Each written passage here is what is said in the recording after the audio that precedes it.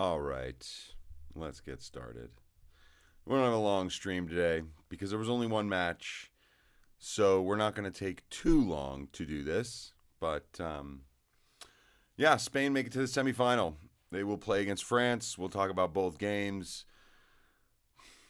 Belgium, look, I will say from the U.S. perspective, I think the U.S. would have actually been able to survive a long time against Spain, but the same thing would have happened.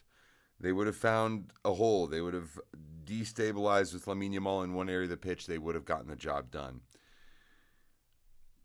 It's really interesting to think what could the U.S. have actually accomplished against this Spain team had they been able to make it to this game. Because the thing is, they would have been playing with house money, but Belgium were far more. Belgium were pretty conservative about the way they went about things today.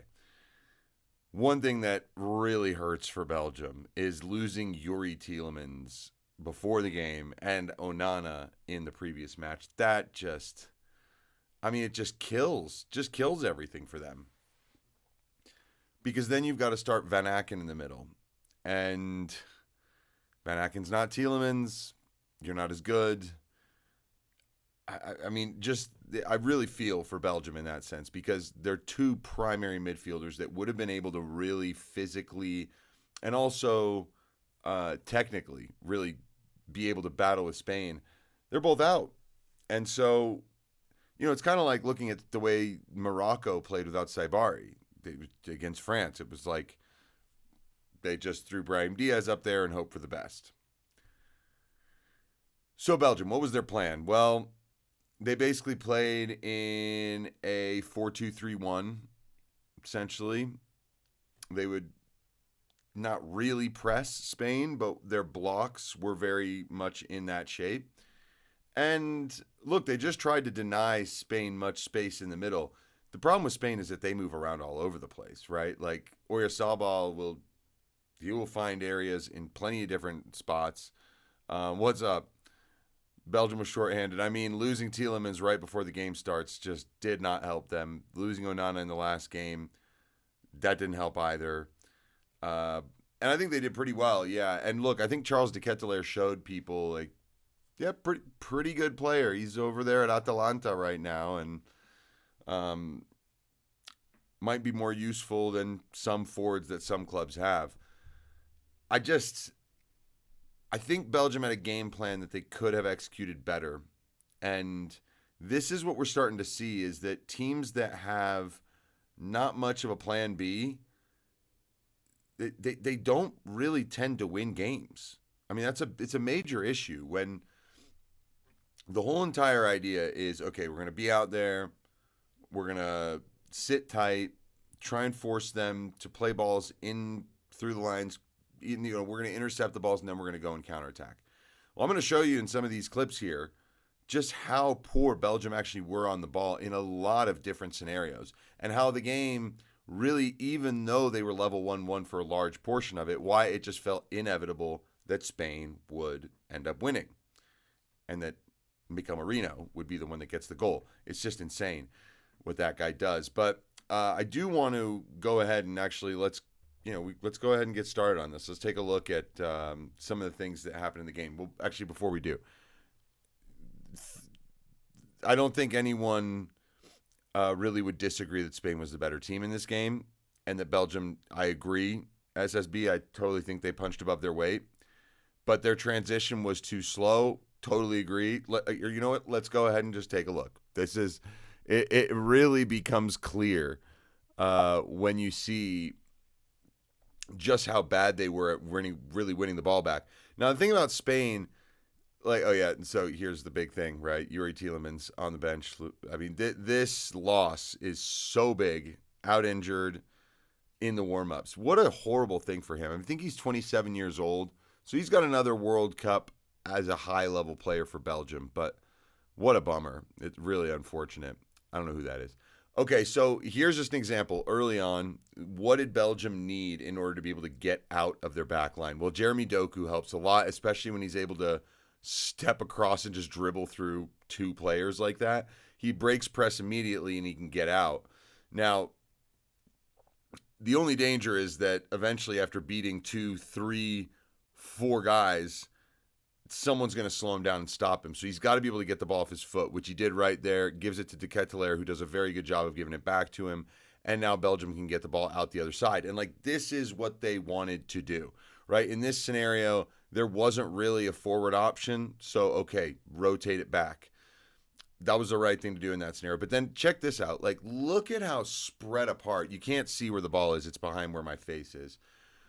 But they are so spread apart. There is no one remotely close to the ball. And so a pass here into the middle, it's so dangerous. There's 2 Spanish players, 3. They can all pick this up. You can't hit the big crossfield ball. You basically have to go up the line into this pocket right here. That's the only option you've got.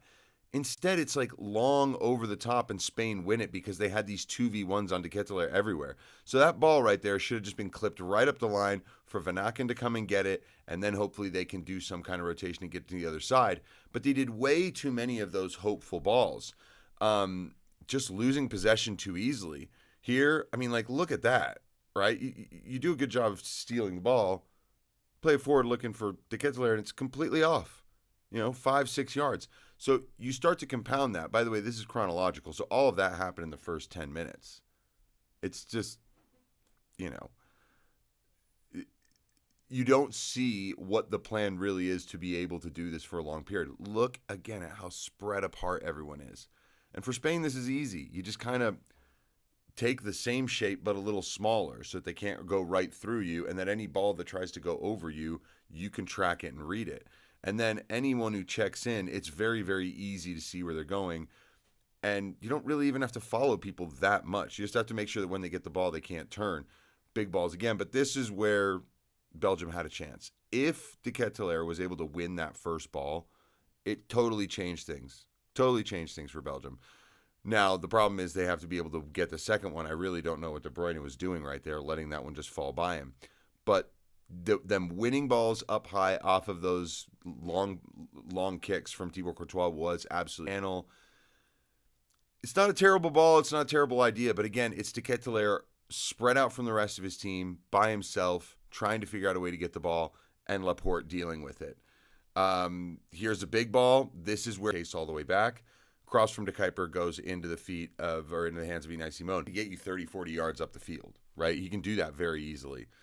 And here, ball comes to De Ketelaere, who tries to shoot, 3 Spanish players in the way. But they were really getting close. It was definitely getting better when they were able to establish these possession cycles. And they only really did that most of the time when they got the balls forward and won those first and second balls. But then you started to have this problem. There came a point where Lamine Yamal started to track back on Doku and actually won the ball from him once or twice. And then Lamine Yamal was able to counterattack, and then it turned into this weird battle of Doku versus Lamine Yamal, which was not what Belgium really wanted. They do not want him going up and down the sideline trying to essentially get away from the same player he's trying to defend. Then what you had was... Sorry, I thought I heard a weird noise. Then what you had was this long ball here from Courtois. We're 15 minutes in, and look, De Ketelaere goes to try and win it, but look, what's he supposed to do with this? It's completely right down the gut. It's totally straight ball. There's just nothing you can do. What, you're going to flick it over here, head it down? It's just, I don't think the long balls that were straight were a smart idea. And you saw a lot of these. And like, this is piling up. We're 17th minute, and you're just seeing a whole bunch of Belgium just turning the ball over. And what that meant was Spain just had it for large periods of time. They just had the ball. And even when Doku is able to get inside here, look at this. This is just another symptom of what was wrong with Belgium. This is the easiest pass of the day, and he put it straight out of play. You also saw the hand gestures. The Belgian players were not happy with each other. They were starting to kind of throw their arms up every single time there was a mistake, and that's not good. You don't really want that at all. But, I mean, look at this. So Doku's got it. They decide to recycle possession. Okay, big switch across, and it's just poorly done. And, like, you think, how many of these have I shown so far? Imagine if all of these were taken care of in a better way. Not necessarily that all of them turn into a chance, but that they turn into not just turning the ball over and giving it away. Big ball out. De Ketelaere wins the initial header, and that's what's huge because it deflects the ball away, and now Doku can go in, and you've got De Bruyne coming, and they team up to win the ball. Now they can go and try and attack. Doku loses it, and so it goes the other way. So you could really see this. When Belgium cheaply gave up the ball, they really, really struggled. And there were just way too many examples of this, right? This is Kevin De Bruyne. Oh, I think I see a ball. It's like, no, he's offside. Like, what are you doing hitting this all the way over? And it was just way too much of that. So finally, Spain do start to take advantage of their possession. Pedro Porro gets the ball wide, drops it to Lamine Yamal, and he, instead of being the guy that goes and takes the shot, he sets it up with a beautiful pass. Pedro Porro cuts it back. And look, Dani Olmo's way too free. He can't be this open. It just makes it so that now you're screening your keeper, and that's kind of what happens. Courtois does a good job to get a hand down and save it, but it lands right at the feet of Fabian Ruiz. He tucks it in, and it's 1-0 for Spain. Now, you did think, oh, God, they're in trouble, because this is where Lamine Yamal heat up a little bit, right? He decides to beat two guys going down to the byline, keeps it in play, finds Rodri, who crosses it, and it's headed out by Ngoy. But on the next phase of play here, Lamine Yamal will get the ball, and then he just does this. See you later, Doku. And then the little croqueta double step to get around Raskin. I mean, that is brilliant. Tears by, Doku has to foul him top of the box, and he would miss the free kick. But then another chance, right? Ball gets swung over to this side. Oh, no, this would have been one of the most unbelievable goals, team goals. It's just crazy. Ball inside, then you got the runner coming, little back heel in. Now, the rifled pass into the chest of Oyarzabal is something, but look at what he does with this. He's able to actually chest it back to Dani Olmo right there. Quite incredible. Then look, he shifts off into this area, and he's actually got two options. He's got Olmo running this way, and I think Fabian Ruiz coming this way, or you could go to Lamine Yamal. And he tries to do a little Cruyff chop to get it through, and Ngoy just gets his toe in the way. I mean, if this gets to Olmo, he finishes. That's one of the goals of the tournament.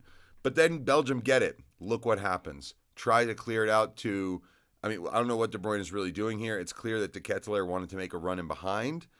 It chips behind him, and then De Ketelaere, poor touch, and Spain just run back and win it.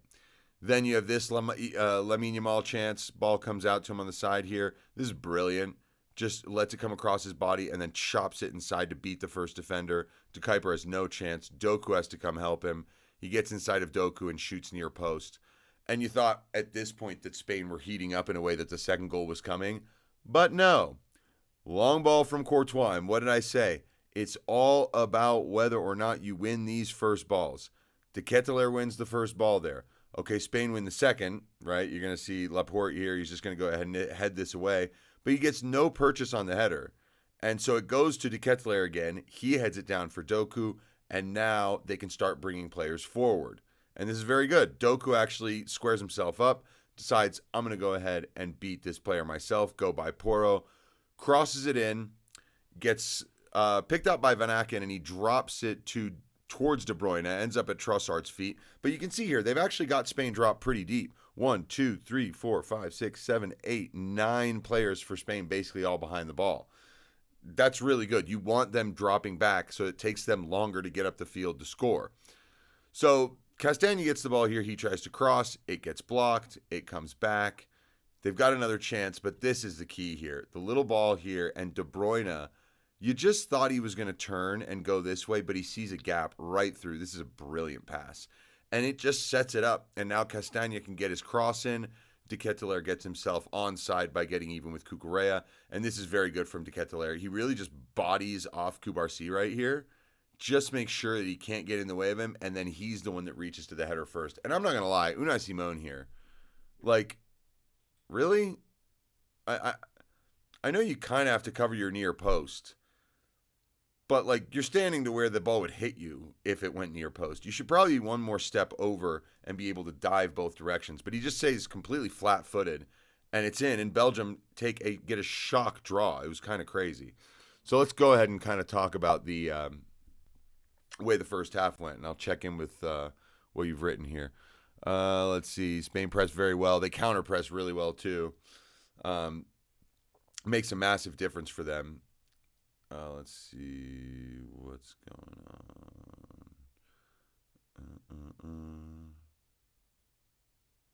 Sorry, I got a warning about the studio, whatever. Anyway,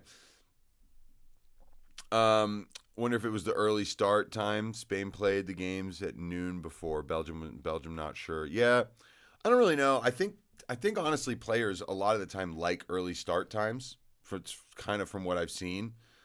Um, but noon local time, yeah, that does feel early, doesn't it? CDK isn't really a runner. Yeah, no, he's not. And it's funny, but so I don't know about you, but I get this feeling like Charles de Ketelaere is very, very similar to.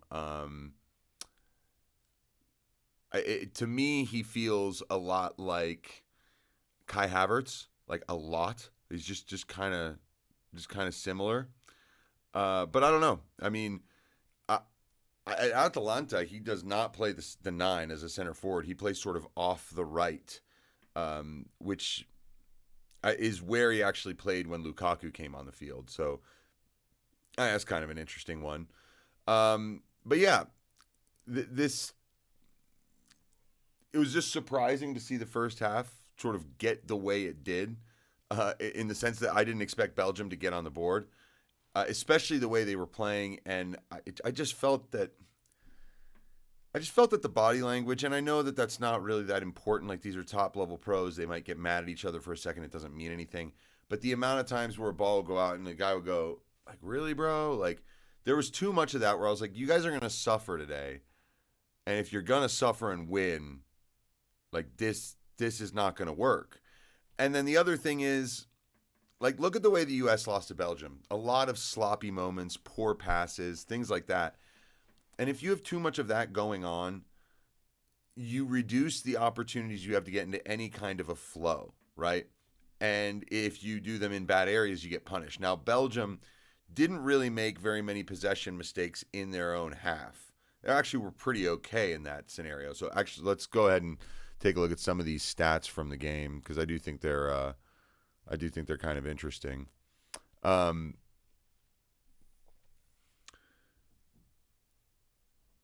If we take a look at the first half specifically, you look at the possession. Obviously, Spain had a lot more. None of this is a surprise. But I think what's more interesting is the types of possession problems, like the passing statistics, and for Belgium, right? 84 passes in their own half, 65 in the opposition half.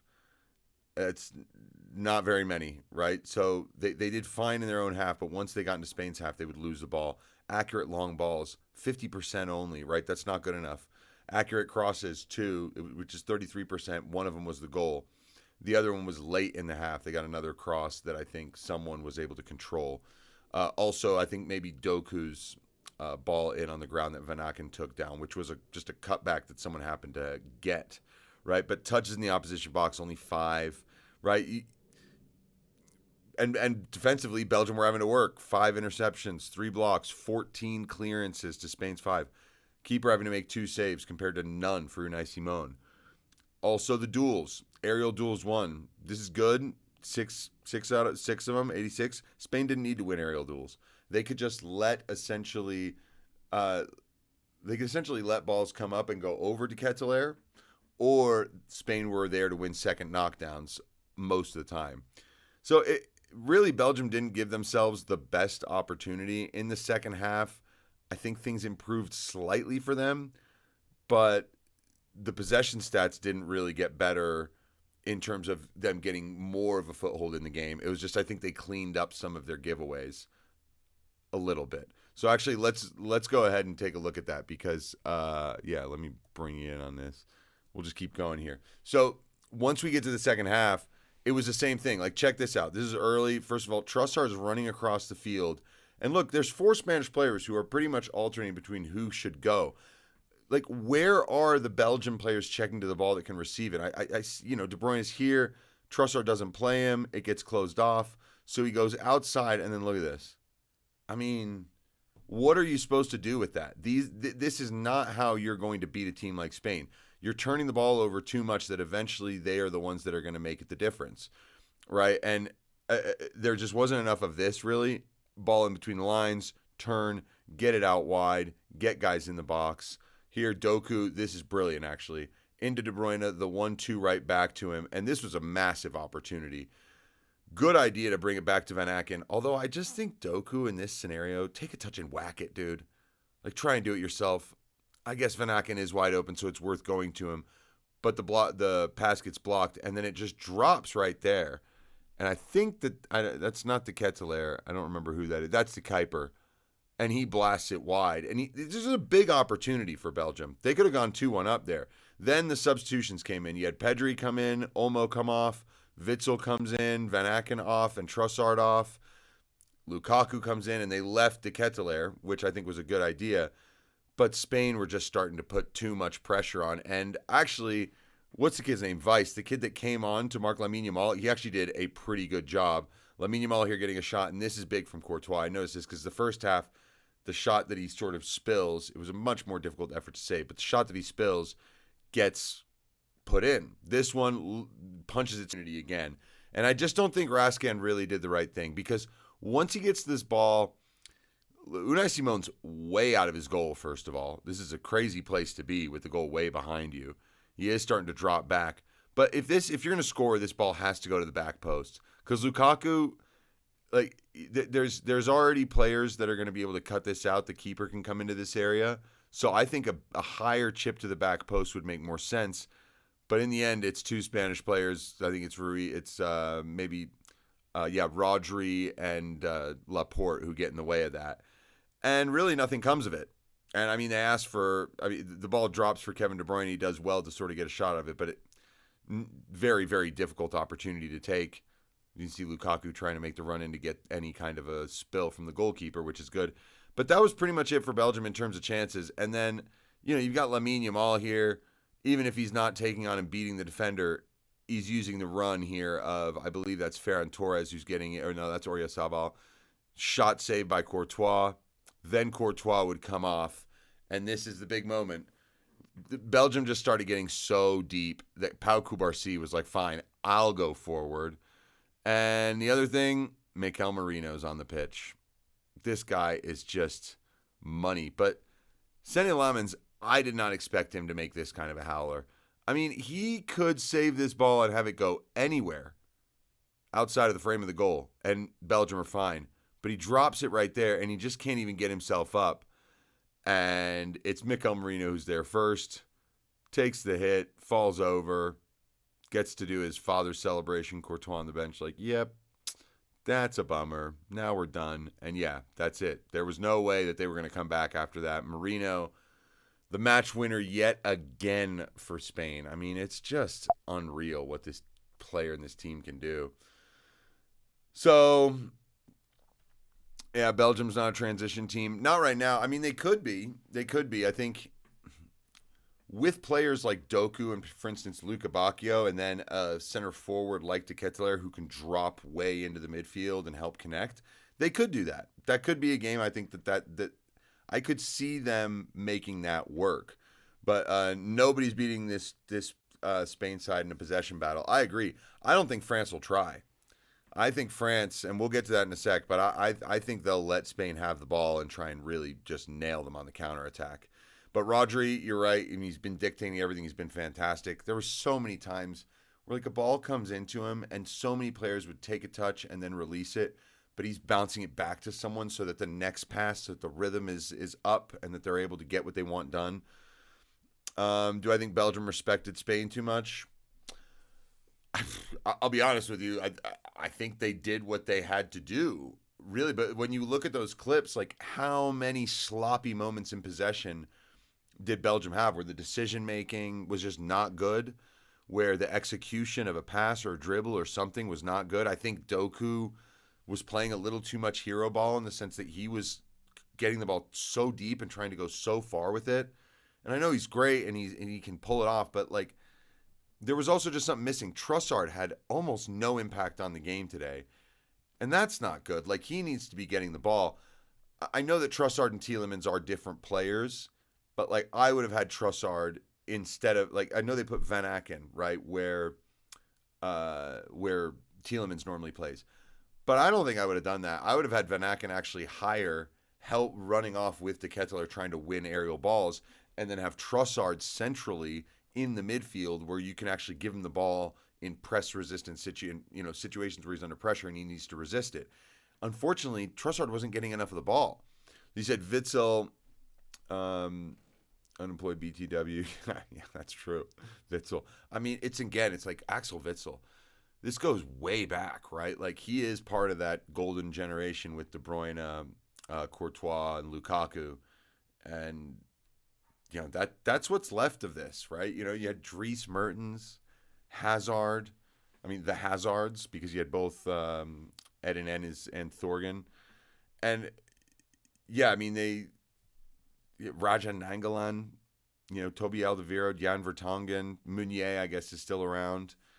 But yeah, I mean, that Belgian team of 2014 specifically, that was their best opportunity to win a tournament in terms of generations. This is a good team, and we have to say that without Tielemans and Onana, they were really hurt today. That was a big problem for them. As soon as I saw Tielemans was out, I was like, I mean, do they have a chance? Like, I don't think they do.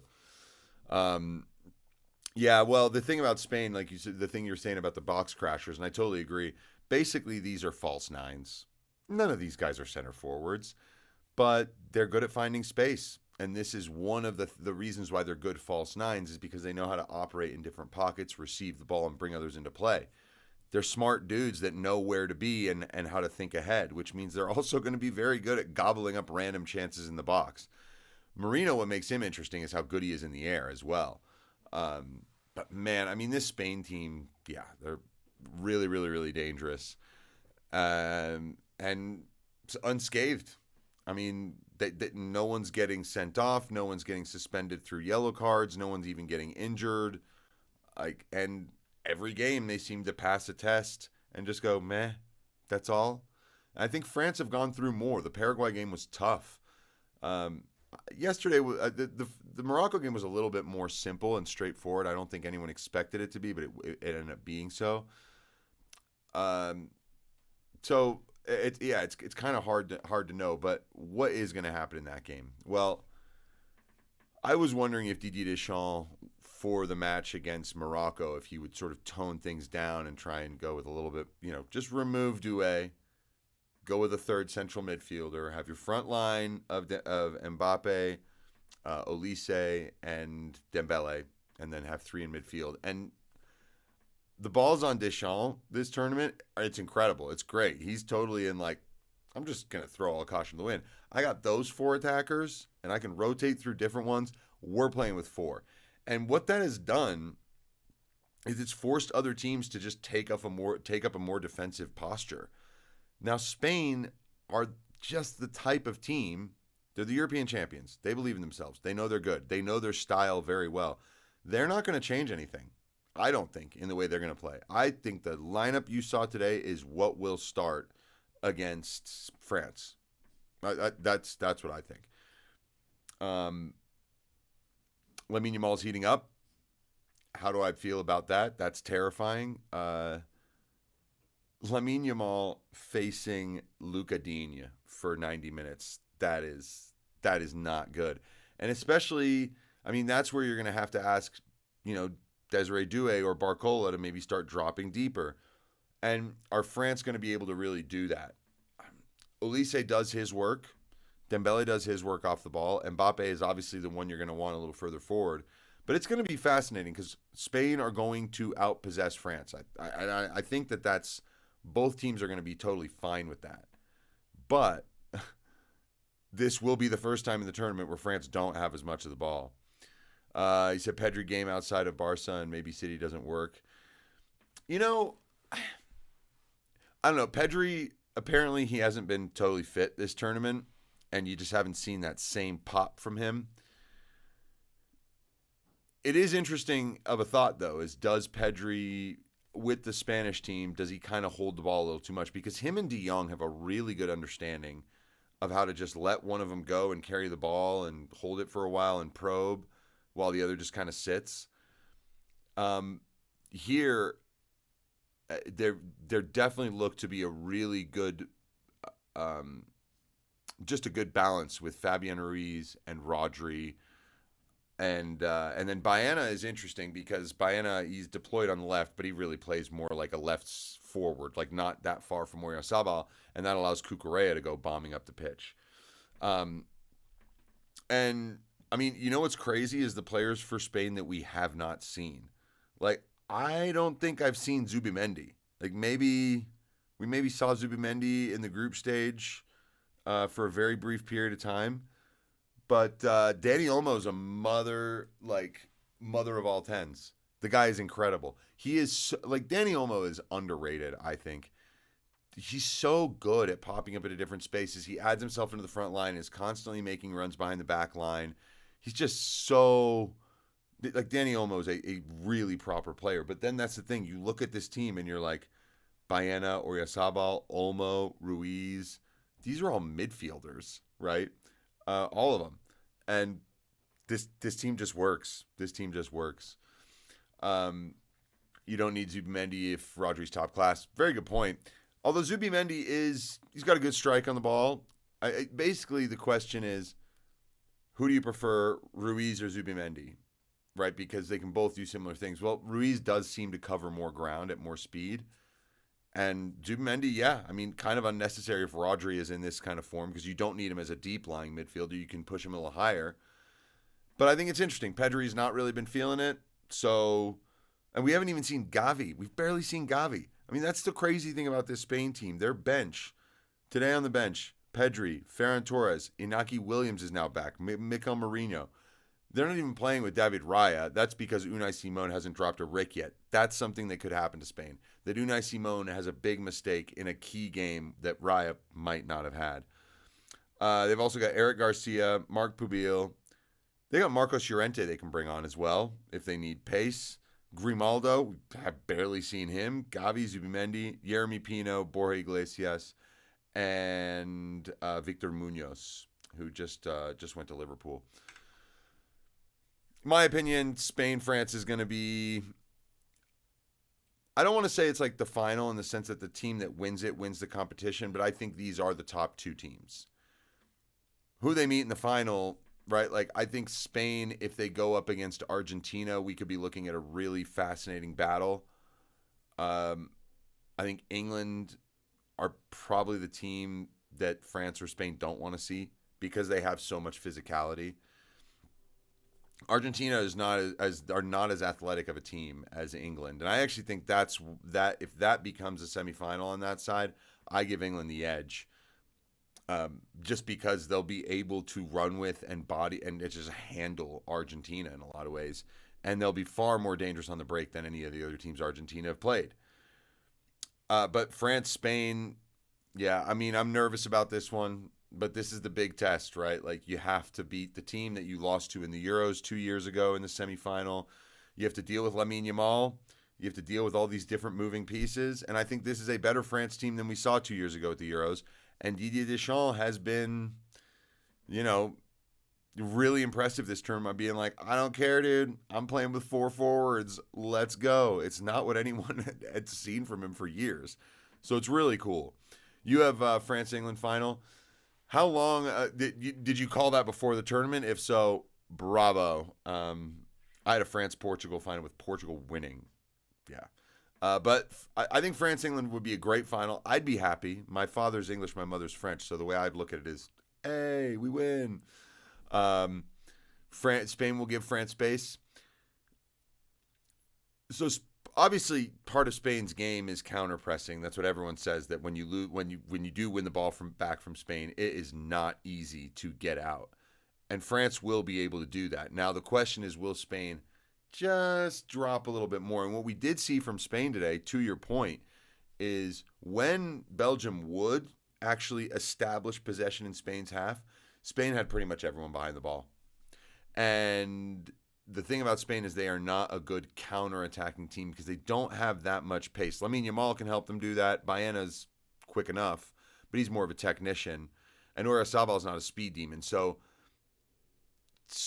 it's going to be very interesting to see where Spain set their lines, how they decide to deal with the pace in behind that Mbappe and Doué, Dembele, whoever is playing in that front line. How they decide to deal with that, it's going to be fascinating. And I think really the other key point is, are Spain able to move the ball around enough to force France to just drop too deep and to where France have to make some kind of an adjustment. I wouldn't be surprised if Michael Olise is tasked with the job of staying on Rodri. As soon as France loses the ball, just stay close to Rodri, see if you can keep him from getting the ball. Then that leaves the other two midfielders on the other two Spain midfielders. But then you've got a problem. Dembele has to follow Cucurella. He has to, because Baena will tuck in a little bit. That'll leave two players. That'll leave a 2-on-2 with Upamecano and Saliba, with Baena and Oyarzabal, and then they're moving off all the time. So you don't want that situation. You want your right back to be able to hold out there and to be able to, or to tuck in with help. So it's going to be really interesting to see what happens there. But I think one of the key matchups has got to be, well, the two key matchups, I would say, Luka Digne against Lamine Yamal. That one's absolutely crucial. And then, honestly, I think that whoever is playing right back for Spain, and today, and it's been Pedro Porro, but if Pedro Porro struggles against, say, Doué, and that is a problem spot, then France actually don't need to worry about anything else. They can just be like, give Doué the ball, and whether or not he goes and drifts inside and cuts and beats him, Spain will have to start just worrying about that. And then you can get the ball to the other side. Dembele is a false, will shift Spain back line. It's actually really interesting the way that France have been playing. It's more like Dembele and Olise are on one side working as a tandem, and then Mbappe and Doué are sort of operating on the other side as a tandem. That's where their heat maps have sort of put them, which is actually smart because, hilariously, they leave the two center backs with nothing to do and no one to mark, but they get themselves isolated 1v1. It's a really, really smart way to go. And you think they might start Barcola. Yeah, interesting. I mean, with space in behind, Barcola is better than Doué. With defenders right in your face, Doué is better than Barcola. So I think there's going to be a little bit of a game of just some mind games from the coaches in terms of, like, what is the other guy going to do? But I just think France, the way they've been playing, they're just going to go out and we are sticking with the same thing we've done all tournament. And Spain are going to be like, we've been scoring on one time. We won every game. Why would we change anything?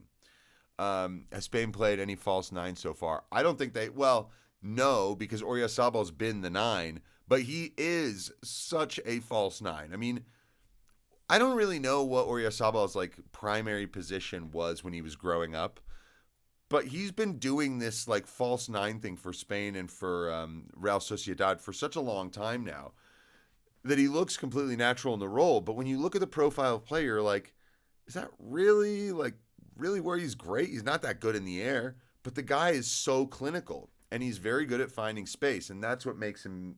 I think that's why De La Fuente likes him so much. But this is the thing about France. The first 45 minutes of the tournament, they played against Senegal, and they tried to play with like a rotating cast of characters. Right? He had Olise on the right, and Dembele as the 10, and then he would shift, and Mbappe would go. And there was too much moving around. When Olise got himself as the 10, and that was clean, and that was clear, it was. Or you're saying it was much easier. You're saying has an opponent. Have Spain played against a false 9 so far? Probably not. No, I don't think so. I mean, they've played teams that basically didn't really have forwards. Like, I mean, Austria barely were able to attack them at all. Cape Verde, who they destroy in the group stage. Spain have not really had to deal with that. And it's going to be interesting. What would they do? Like, what would Cubarsí and Laporte do with no one really operating in space near them, but only in wide areas and dropping into the half spaces? I think that it's a fascinating thing. And it makes you, I think if France were to deploy that, it would make it so that if they do lose the ball in these sort of channels that are in the side areas, just kind of like if they lose the ball in these parts of the field rather than right up here, they'll have two, because this is kind of how they're playing. They're kind of doing like Doué here and Mbappe sort of in this area, and then Dembele here and Olise kind of drifting in here. And they're basically leaving this space right here free. So when they lose the ball, though, they've also got the help of their two pivots.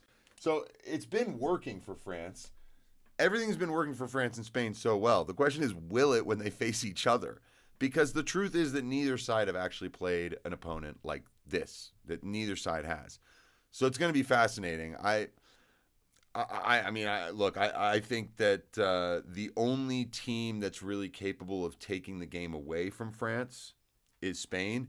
I think Argentina can kind of do it. And I think England can actually just be resolute and sucker punch France. I think they can try and defend, get guys back, and then use essentially Bellingham, Saka, Kane, Gordon as their outlets.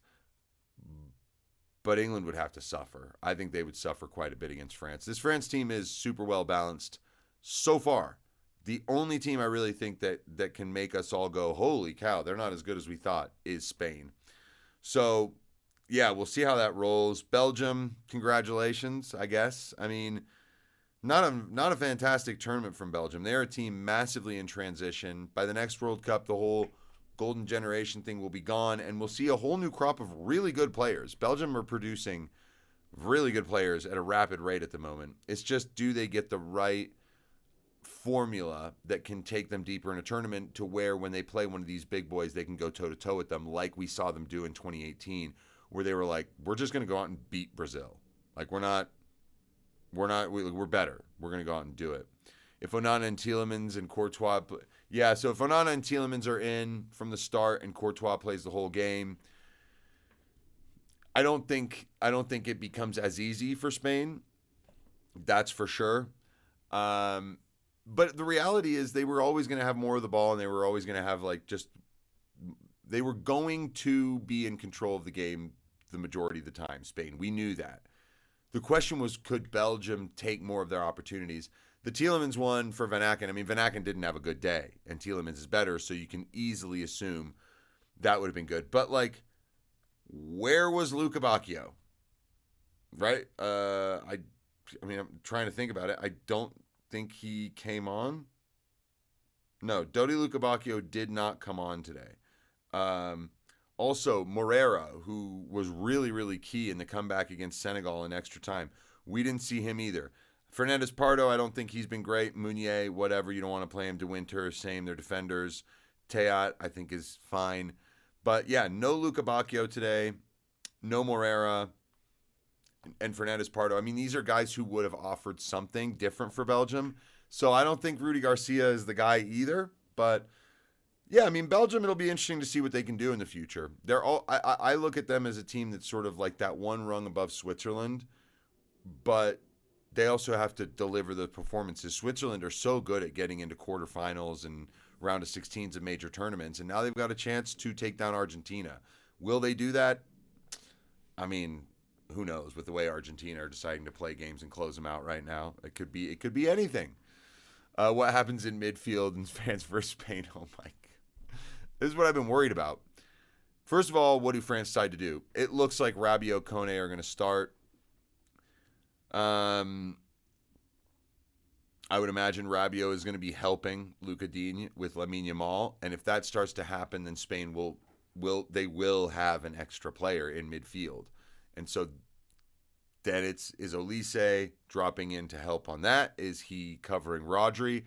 This is the thing. I think Spain can win the midfield battle, but the midfield battle might not matter because what happens in both boxes really is what defines the game, and France might be more lethal in that part of the field. That's, again, why this is so fascinating. It looks like both teams could possibly play the game they want to play against each other and be successful. It just kind of comes down to who ends up scoring the most goals.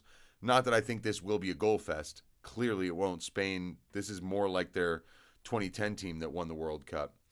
I mean, if I were De La Fuente, I would keep Ruiz and Rodri.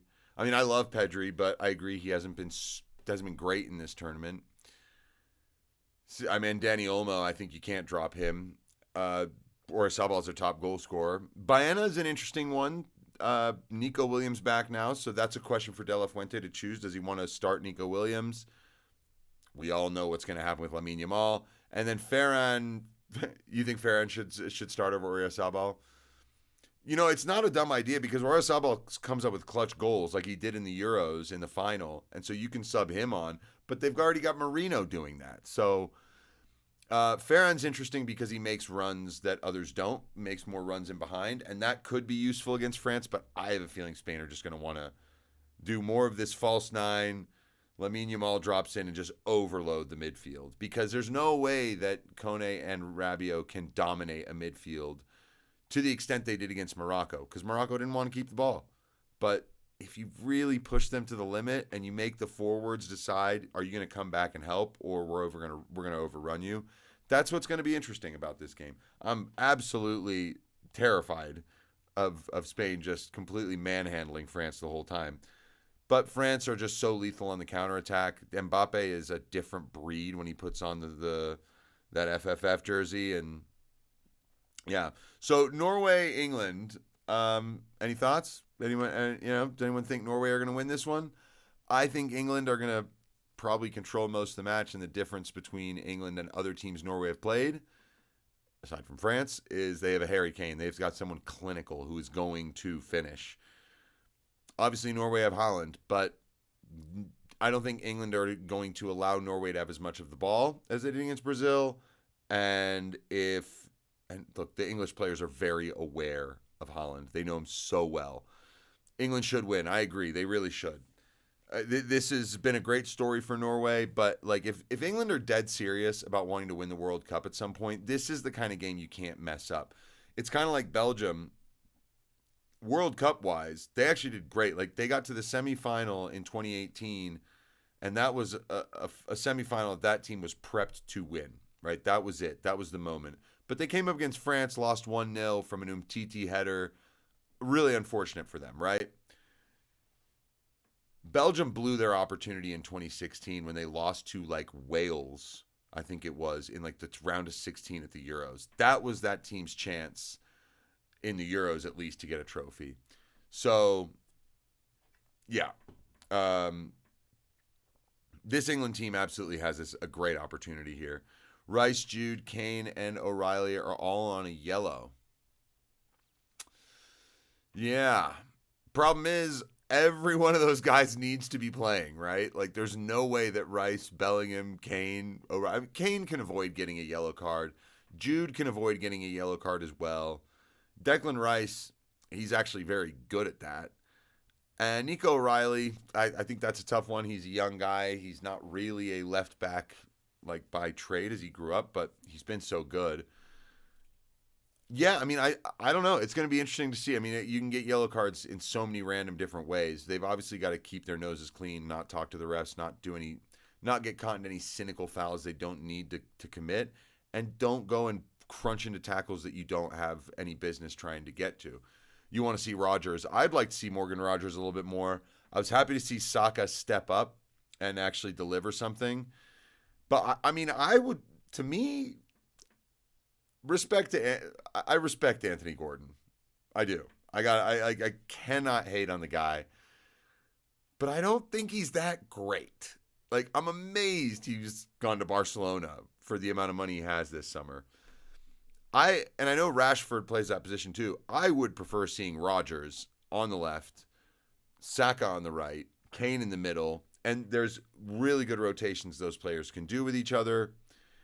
And then, that Anderson, Rice, and Bellingham midfield. And I think that this is the way. I don't know if Reece James is available. I'm a Chelsea fan, so I know the Reece James availability problem is a never-ending issue. It just never goes away. It's been interesting. Tuchel, I think, has gotten this team. They look very similar to a Southgate team at this point. I don't see an enormous difference in terms of really the attacking flair. The game in Mexico that they won, the energy in the stadium was such that you either had to just not come out of the dressing room or let yourself get pumped 5-0, or you had to fight and play. And the way Mexico, as players came, the way the crowd came, England had no choice but to sort of stand up and play this heroic type of performance. Against Norway, the onus is going to be on England to figure it out. And if they can't, Norway will start to bring on important players. Gahey injury? Did Gahey get injured?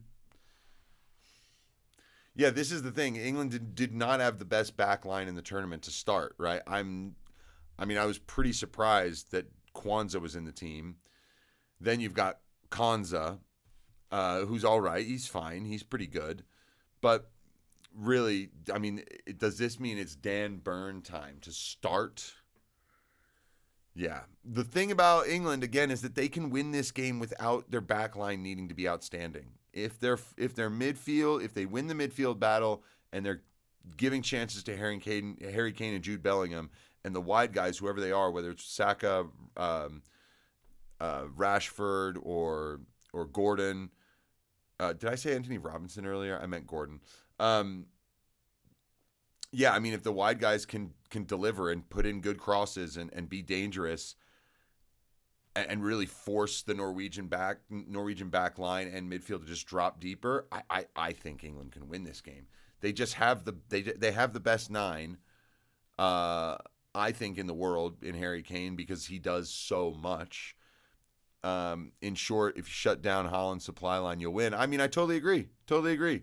And they have good players. Like, Antonio Nusa's brilliant. Shelderup is a really, really good player. Oscar Bob has shown that when he comes on, he can make a big difference. But they don't create a huge amount of opportunities, Norway. They just don't. And so it as long as you don't give them the ball like Brazil did, you can control the match and put them in a difficult situation. They didn't have their first match against Iraq. It wasn't easy. It was once they got to they were at 2-1, and it was really tight. Once they got the third goal, that's when everything opened up for them. Their game against Senegal was a 3-2 win. It was back and forth. Anything could have happened. I think they were outplayed for large stretches by Côte d'Ivoire and were able to just barely make it over the line. And then Brazil, I don't know what Brazil's plan was in that game. So, yeah, I really do think England are the favorites in this game. They absolutely have to be. And then if England scores first, it should be good. Yeah, I think so. Yeah, I think if England get the first goal, then the question is, what do they do when they score the first goal? Do they do what they've done with Southgate in the past, where they just kind of go, okay, let's keep it tight, or do they go and do what they did against Mexico, go get a second, right? And so far, I think I have seen England keep the pressure up this World Cup when they have scored goals. So hopefully that's what we see from them. I've really enjoyed this run for Norway, but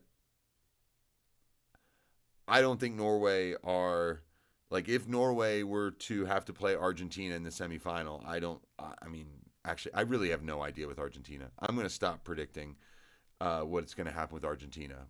And let's quickly talk about how Argentina-Switzerland is going to be a totally unpredictable game, and I imagine with very few goals. I wouldn't be surprised if this goes to extra time and Argentina win in extra time. Like, that's actually what I can see happening in this game. 0-0, 90 minutes, get to extra time, Argentina find a winner. Probably Messi scores it, because what else happens? But yeah, no, I think that Switzerland are the worst team left. The only problem for Switzerland is they don't have Yohan Manzambi anymore. If they had him, I would look at them and be like, they could really pose problems. They could still pose problems for Argentina, but I just don't think they'll have enough of the ball, and I think they'll be happy to sort of just defend, and they'll defend well, but eventually they'll crack. Manu I can see play. Yeah, the Manu is one of the wildest things. Has he gotten a minute? Like, I don't think he has. Has he played? I can't remember. You've got Eze, who's supposed to be great, and he hasn't gotten much time. Jed Spence has gotten, like, loads of playing. It's funny. I forgot Trevor Chalobah was brought back. He's useful. So if Gay's out, Trevor Chalobah is a good center back. I would go with him over Dan Burn for sure. He's much better with the ball at his feet. He's a good player. Jordan Henderson is obviously out. Most embarrassing World Cup ever. So ridiculous. And then it's kind of crazy to think there's still Ollie Watkins, and also Ivan Toney is on the bench. So Argentina wing play is weak. Yeah, they don't really have wingers, Argentina. They actually really don't. They play just with a whole cast of midfielders running around, Messi essentially. Any team with decent wingers can cause issues for Tina. Yeah. And watch Madueke play tomorrow. The only reason why I think Saka will start is because he looked good and he delivered, and that's what they want. And Madueke is actually a really good player to bring off the bench and have him just run at people because he's so direct. I mean, they'll wear Norway down. I think they really will, and I think they'll end up taking it. Argentina, man, yeah, I'm just unconvinced by this team, um, and I don't know if they can win the midfield against Switzerland. I know that they can outpossess and keep the majority of control, but Xhaka, Jashari, Remo Freuler, Reeder, and Ndoye dropping in a little bit. There's really something here for Switzerland. I think they've got just the right types of players to cause Argentina problems and to stay in the game long enough. Sacco, Elise, Palmer, Foden, Semenyo, and Madueke as your starter. Yeah, imagine that team. That would be a fun team. It's incredible the players that all used to play together in different places. Some of these kids. I'm a Liverpool fan, and Mac looked close to finish. McAllister's gotten a lot better over the course of the tournament. The first couple games, it was like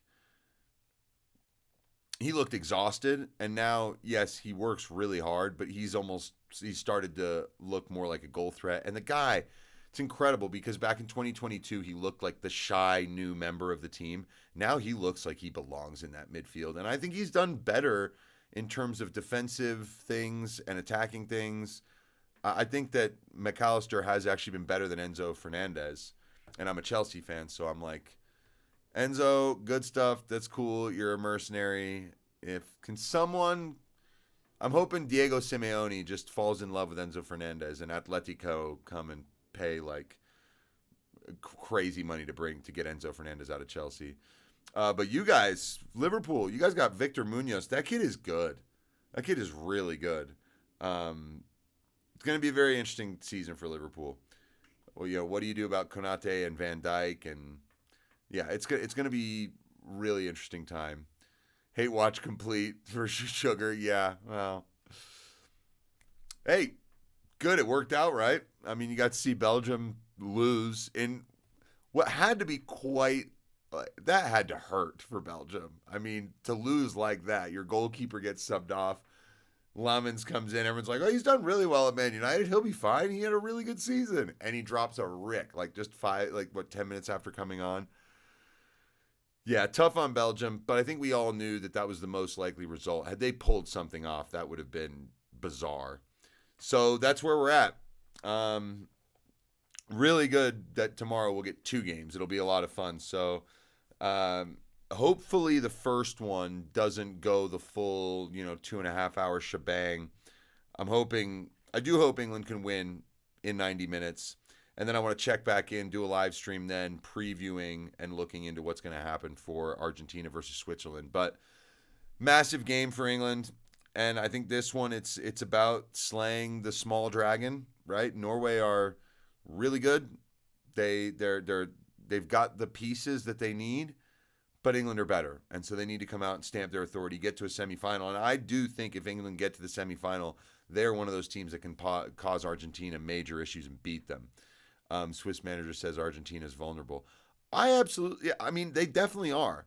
I mean, just look at the way Argentina went about the Cape Verde game where they got so complacent at 1-0 up. And then once Cape Verde came back, it was just a fight for Argentina to just even win the game. And they knew that they were in a game. Even when they scored in extra time, they knew that it was not over. Egypt, I mean, they flirted with absolute disaster in that one. So, Norway, I feel like such a troll team. I mean, Norway have been great trolls in this World Cup. They really have been in the way that they've just gotten results against teams. I mean, the fact that everyone's expecting the Mbappe-Holland showdown in the final group stage game, and they're like, nope, we're starting 0 of our first team. Like, that was a bold move. And you can say, well, look, it's clearly working. They got the rest they needed. I guess so. That's perfectly fine. They also almost didn't win their round of 16 game.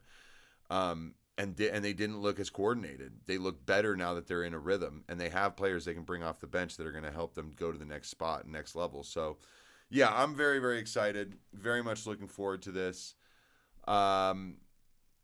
2 games tomorrow. So what we'll do is a live stream after the Norway-England game. And then I might do one. I probably will do one after the Argentina-Switzerland. It'll be obviously a late stream.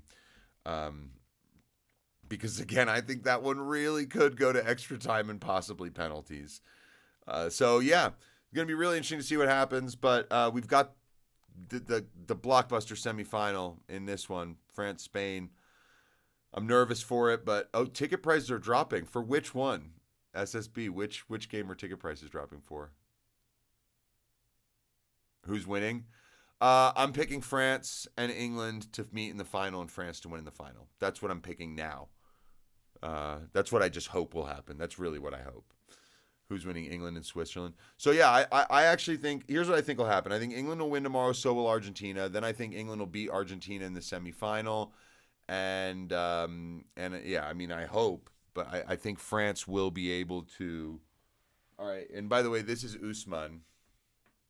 This is the little dude. Kylian is somewhere else. He's running around somewhere. But this is Usman. Adopted the little guy came into my life yesterday. Yep. And my sister was like, she came roaring in. And she's like, you have to name them Mbappe and Dembele. I was like, let's go with the first names. That feels a little bit better to me. Fans went home. Locals already went to games, so people aren't buying. Very interesting. So you say England, apparently semis are cheaper than even some of the group stage games. Wow. Huh. Really interesting. I did not know that. I guess that, you know what? Man, it's a whole process. I'm going to have to look into this. I'm going to have to go and check FIFA's site to see if they have any tickets that they're selling, because that happens sometimes where you can get them on the resale. Where are the game? There's Dallas is the semifinal between France and Spain. And the other semifinals in Atlanta. And then we've got Miami and New York. Atlanta Stadium's cool.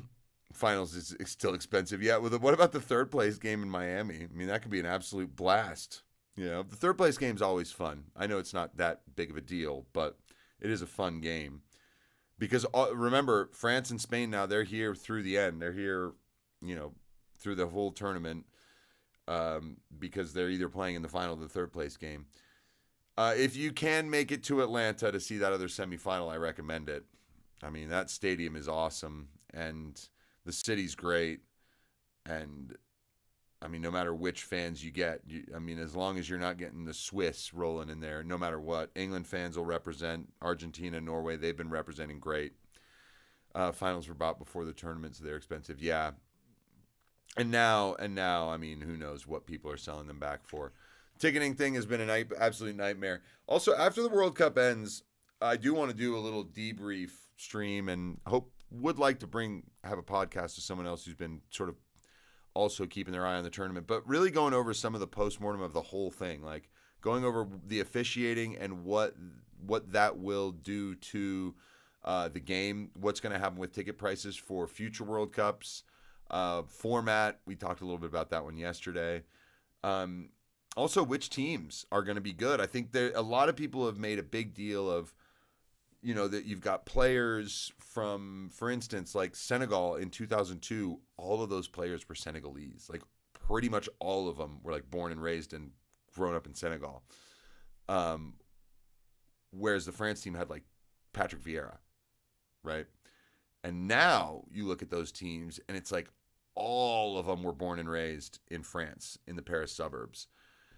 And so, like, what does the future of football look like in terms of these diasporas being able to find players? Curacao having 24, 25 Dutch players, but actually improving their teams. So you say, yes, this is a big issue. I don't know if you're talking about the whole dual national thing I'm bringing up right now. I don't know if it's a bad, I mean, I don't think it's a bad thing, because who cares where the players really are from and where they grow up?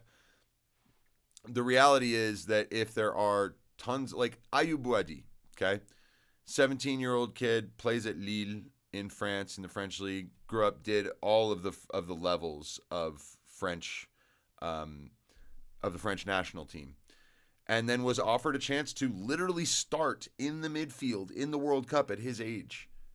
And he's got Moroccan parents, like I think a Moroccan dad, Tunisian mother, something like that. Like, why not? Like, because the thing is that a lot of these countries, they do need that example, right? Congo would not have done what they did without these diaspora players. And the reality is that a lot of them, there was a period of time where these guys were not picking these teams. So at least maybe it balances it out. You said you disagree because your nation should represent your football institutions. Yeah. You said even the Gulf countries have Brazilians and stuff. Well, that's the thing. So I think it's kind of interesting when you get citizenship. Like Julian Quinones from Mexico is a funny one because I thought like, oh, you got a Mexican grandma or something. It's like, no, the guy is Colombian to the floor. He's just been playing and living in Mexico for like 10 years. I think Manuel Almunia was able to play for England, even though he was like Spanish through and through. Like, I think if you have family from those places, that's legit, right? I think if you're like getting the citizenship because you like bought property or it's an honorary citizenship thing or you just were playing in the country long enough, that's where I'm a little bit less like, because there's things that they can do to go around that. Like Quinones, for instance, I think he has been living and playing in Mexico for over a decade or something. So it's like, fine, that is, you naturalize yourself as a citizen. And let's be real, though, a lot of the teams that have players won't make England, France, etc. Yeah, so here's the thing. If you got really good players who can't play for England or France or the Netherlands or Spain, but they could represent another country that they are actually, that they have a connection to and help them be better, I don't think that's worse. Because here's the thing, a team like Curacao probably wouldn't have qualified for the World Cup like this, but they certainly wouldn't have been like decent even remotely at all, right? So it's a global world we live in. People have all these different ethnicities and nationalities. What Elise could have picked one of 4 countries. It's like Nigeria, England, France, and somewhere else. Lamine Yamal picked Spain over Morocco and Guinea because he knew he could compete better. Also, Lamine Yamal is like that guy, right? Whereas Houssem Aouar, we all knew about him. He was at Lyon, one of those players that I think Pep Guardiola was really interested in for Man City. And Aouar, his career is not taken off the way that, for instance, Ryan Cherki's has.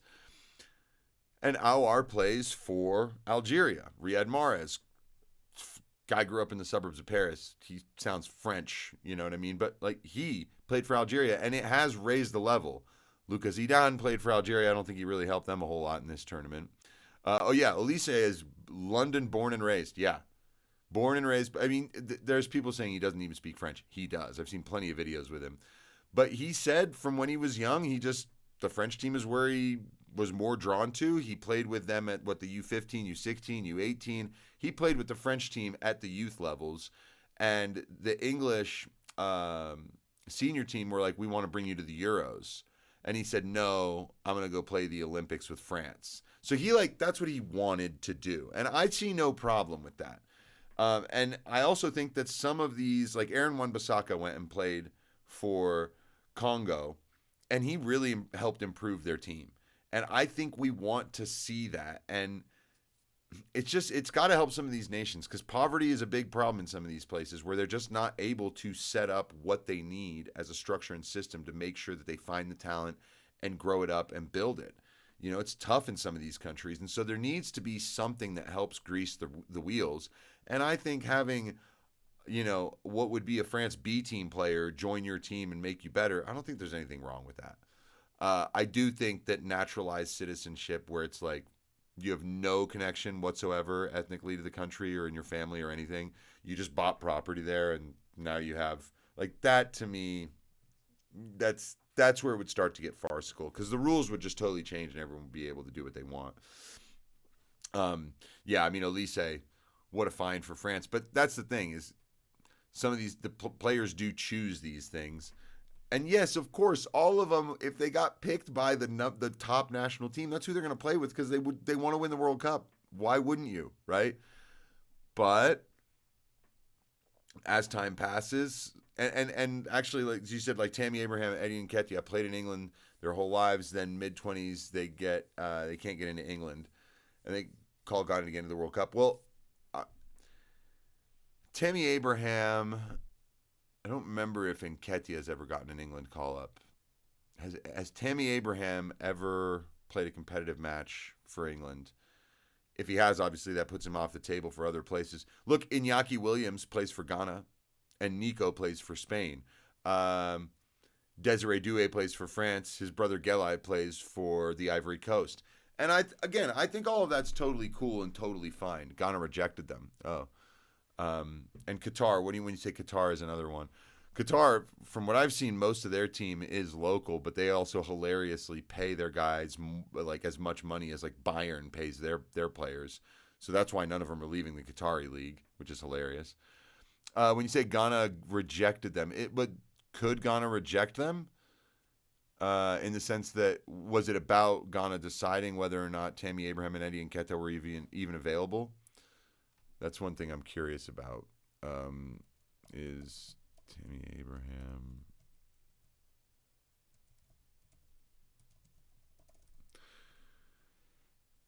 Yeah, I think that it's also important for them to. Tammy Abraham has represented the English team at the senior level since his debut in 2017. He has 11 senior caps, so there's no way he'd be able to change teams anyway. In Nketiah, I don't know, but look again. I think the federation they need to also be able to choose because what you don't want is a whole bunch of guys coming into your team who aren't really that invested in it. All they want to do is be able to make it to the big tournament, and they're not going to treat the other guys in the camp well. Um, I think Aubameyang had a really positive impact for Gabon from everything I saw. I mean, his dad played for the Gabonese team, so when he started getting older and he realized kind of he had to make a choice between France and Gabon, he decided Gabon. And I think guys who do that, like even if they don't really go far, it's like they can be total kings in their countries and what they're able to generate in terms of people wanting to do it. Yeah, Ghanaian Federation basically said, you were not with us during qualification. We do not need you. Yeah, there are some that are hilarious. Like Bouadi went to Morocco on what, May 12th is when they offered him the spot and he went. Balogun, half the country was saying he wasn't American. Well, Balogun was born in the U.S. I think, what was it? Like his family was here for like a year or 6 months, and then they moved to England. He was completely formed in the English system. He is a British-made player. And again, like, so that's the thing. To me, this stuff, it's all just kind of whatever. It doesn't really matter. I'm happy to see, what I like seeing is teams that play with a style. And I do think the coaches should represent the country. And I don't think it should be a rule. It's just history has told us teams that win the World Cup have a manager from that country because, frankly, they need to be the boss. It's interesting, but like I looked at Bruno Petkovic the Algerian coach, and I was like, I don't feel like I'm watching an Algerian team here. I feel like I'm watching a Swiss side because Petkovic was the Swiss coach. It's like there was something about them that was a very, very average and normal, but there wasn't this fire that you expect from the North African teams. Carlos Queiroz had Ghana. He did his own thing that Carlos Queiroz does, just deep blocks. I think Roberto Martinez totally torched Portugal's opportunity to win a title. And then you look, I mean, Tuchel, yes, he's putting a team together, but Tuchel doesn't feel like he's really part of that English team. I still really do believe that if you really want to win the World Cup, you need a home coach because you just look at the teams that have a vibe, and a lot of that is driven by the manager, who really understands the people and really understands the players and the culture of the team and the fans. Bilo was fine serving the red card. Yeah, I think Balogun would have been. I think that's the most unfortunate part about the U.S.'s exit is, and I've heard so many people on podcasting say this. They're like, if only we could just go back in time to before all this thing and just have Balogun's red card stand, and like Pepe can start or Haji can start, and we can work hard and try and get through. What do I think of Alexi Lawless? It's a good question. So Alexi Lawless was kind of one of the heroes when I was growing up because I'm born in '85. So like the '94 World Cup team was they were inspirational here, and the fact that the two center backs were these dudes with crazy long hair and mustaches, Lawless had the goatee and the red hair, and then you had Balboa was the Colorado Rapids legend, so like he's an icon, right? What drove me nuts what drives me nuts the most about Alexi Lawless is his on camera halftime punditry. Um, I just don't. I think, and he is getting a lot of hate. Lawless gets hate all the time. He doesn't care, by the way. Lawless could not care less, and that's something. This is the thing. I do respect that about him. He is a dude who, and he's explained this before, that when he's on live broadcast at a match, you've got 20 seconds to deliver your take on what happened in the first half. Hot take, quick, bang, 20 seconds. That's the broadcast thing. What's actually really interesting is a couple years ago, I was just kind of trying to keep up with what was going on with the U.S. national team. And so I watched his podcast, his State of the Union podcast that he does with his partner, David Mosse. Totally different personality. None of the hot takes, none of the the speed talking where you're like, well, bro, you got to calm down. None of that. He's just having a nice conversation. And yeah, he's got his phrases that he goes back to that are very Gen X type phrases too, like saying he's Pollyanna or something and Wally Pipping. Like he's got these phrases he loves to go back to.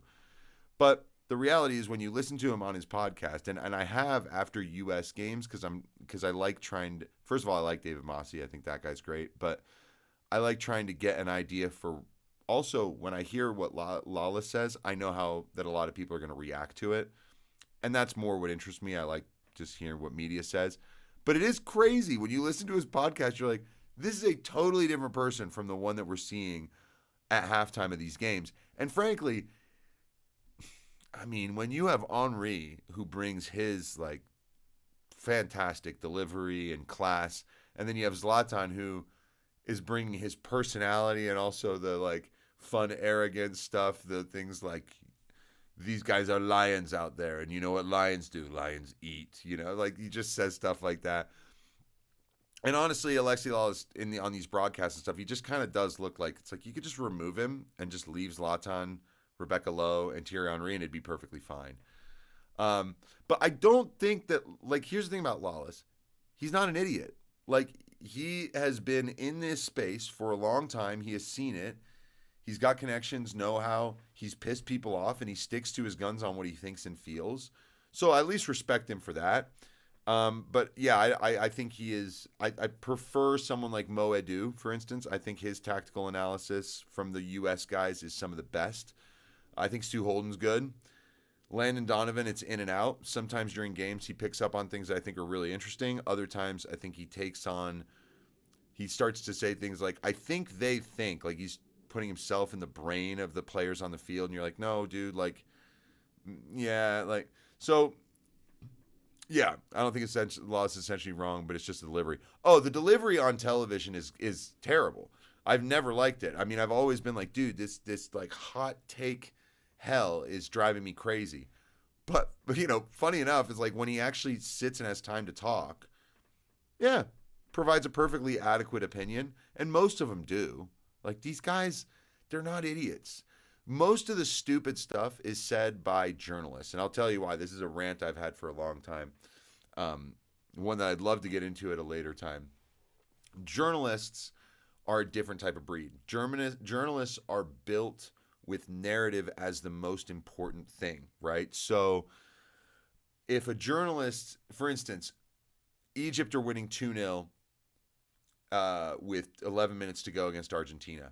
The journalist is the person who is already writing the requiem to Messi's World Cup. They're on it. Like they are and they are dying for this to happen because of the story. They stop actually, at a certain point, you can hear a lot of journalists, when they talk about their analysis of a match, you'll see that it drops way off in the last half hour of a game. and that they're just seeing moments at that point, because now they're already basically writing their post-match copy. They're essentially trying to build what they've seen into what the story of the game is. Pundits are different. Pundits analyze the game in a different way. So journalists are interesting because I think some of them really do have an agenda, like, and they believe in something that they aren't sure is true, but they want it to be for the story.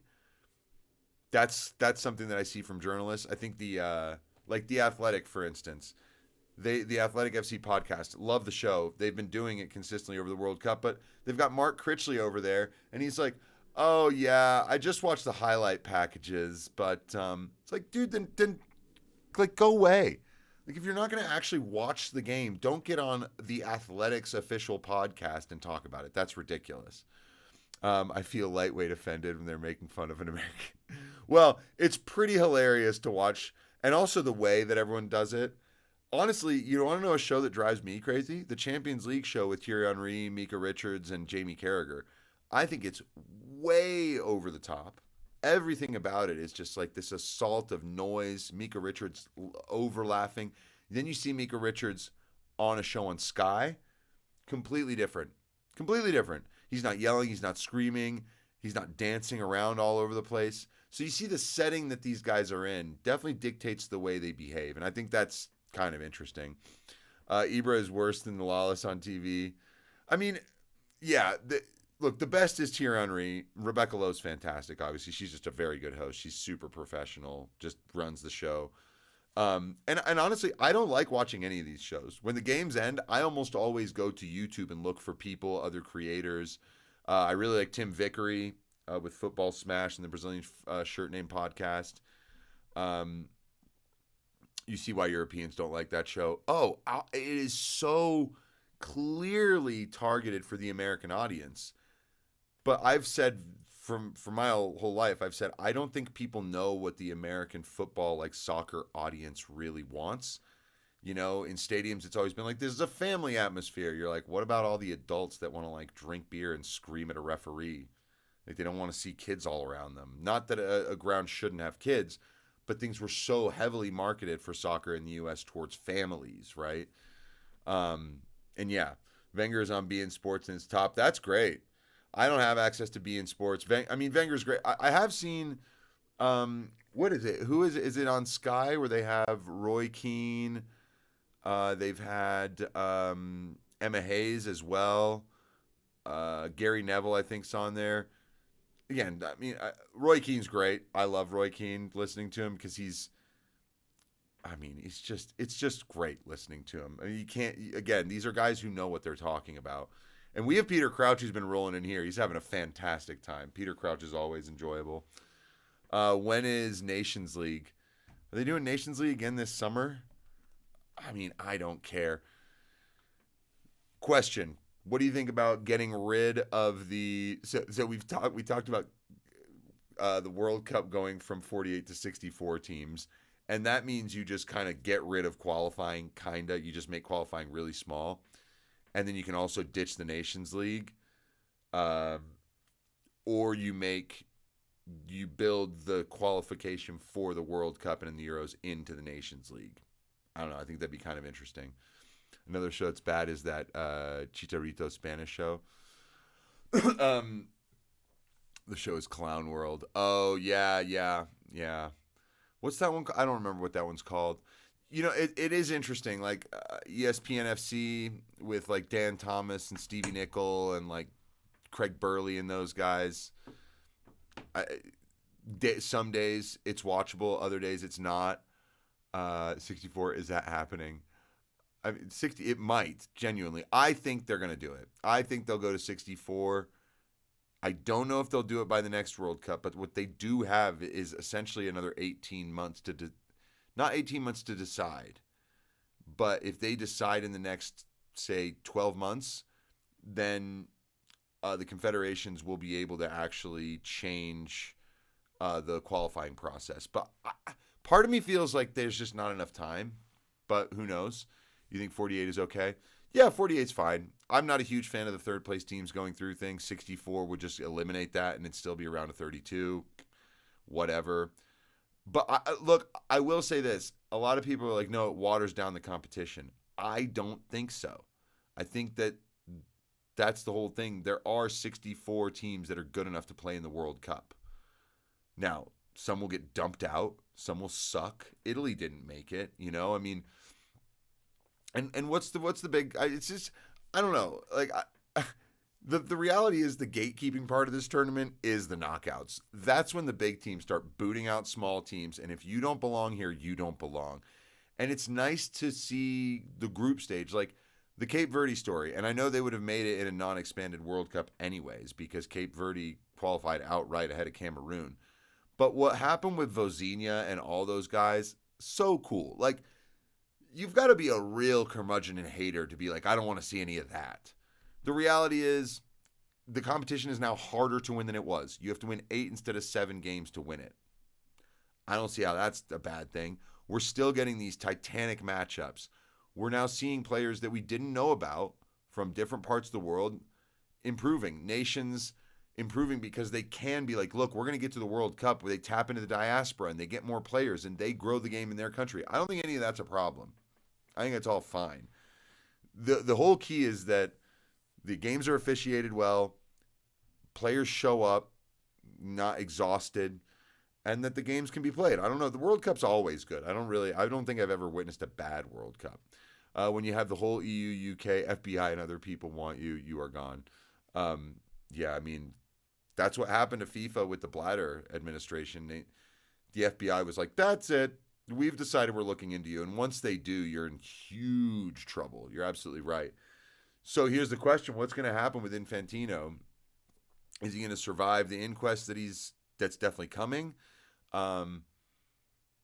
Is Infantino going, is there going to be some kind of vote to get him out? When Trump leaves, what happens with Infantino then, right? Like, I mean, the World Cup, this whole World Cup's going to be over. Trump's not going to be, trying to get the World Cup in 2038. So who is he going to have to please?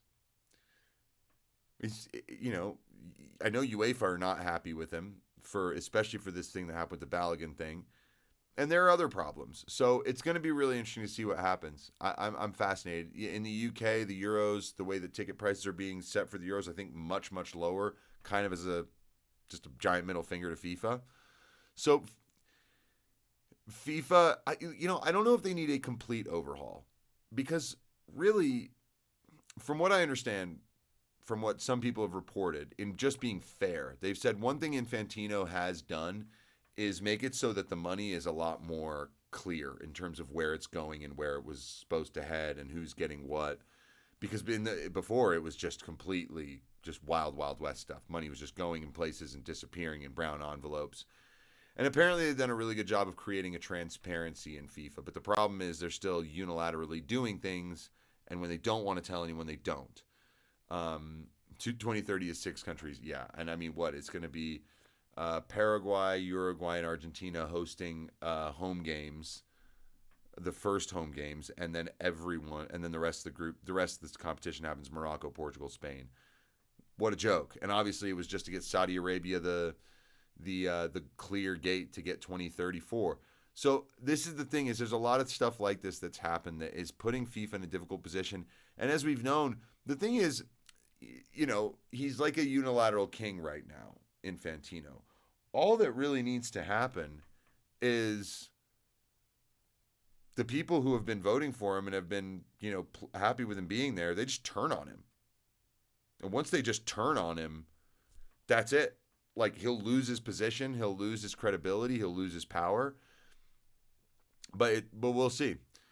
It's insane. Yeah, no, it's totally crazy. So Argentina, Paraguay, and Uruguay will play their opening matches on home soil as hosts. And then that's it. From what I understand, they will then play the rest of their games over in Morocco, Spain, or Portugal. And the whole reason was because they were like, oh, we'll do this token thing where we're celebrating the centenary of the World Cup, 1930, 2030, Uruguay, hey. Instead of doing the whole tournament there, Morocco have been bidding over and over and over and over again, and they do deserve it because from what they put on at AFCON, they absolutely are going to be great. Having it be with Spain and Portugal, totally cool. There's going to be fantastic ground. It's going to be easy to get around.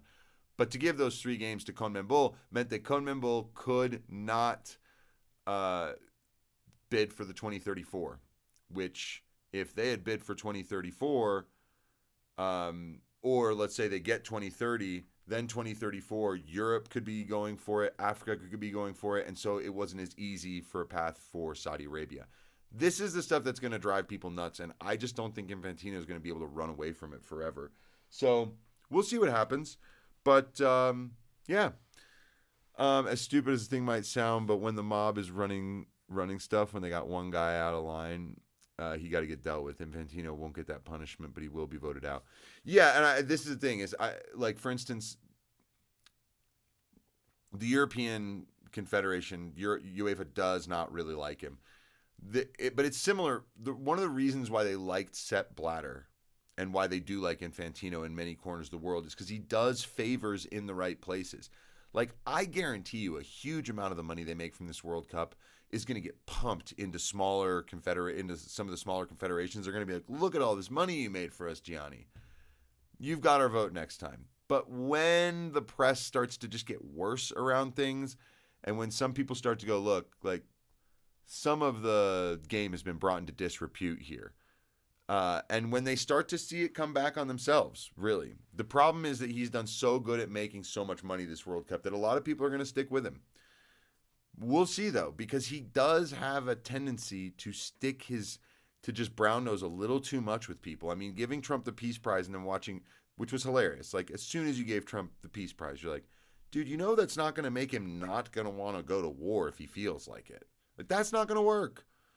So Gianni played himself, made him look like an idiot, and I think a lot of people saw some things from him that they're like, yeah, no.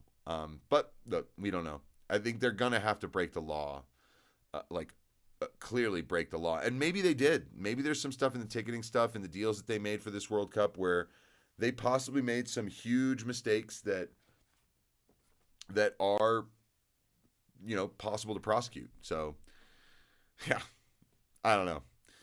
More conversations for another day. Obviously, we can go on forever with all the FIFA stuff, but I am starving. I haven't eaten in hours, and I'm gonna go eat. But guys, SSB Sugar, thank you guys so much for stopping by.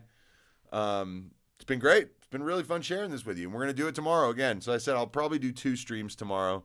Definitely one after the England Norway match. 100% we'll do one then, and then after the I'll try doing for the late game too, because I don't have to be up early on Sunday morning for anything. There's no game Sunday, and going for the long haul. I'll tell you right now, definitely going to be hate watching some Argentina. Going to be cheering hard for the Swiss. I'd like to see England do well, and then we'll see what happens. How those semifinals get shaken out. But guys, thanks so much for stopping by. Please recommend to your friends. Share this, share the channel to people, because this is going to be a more common occurrence when the season gets rolling again. I'll be covering Premier League every weekend, Champions League, everything like that. So it's hard to think about the World Cup ending. This is my favorite thing. The World Cup's my favorite, but we're getting close to the end. So one semifinal set, the next 2 quarters tomorrow. Let's see if Switzerland can pull the surprise and knock out Argentina, and what happens between Holland and all the guys he knows in England. So, yeah, guys, thanks a lot for stopping by. Thanks for chiming in. It's been great. And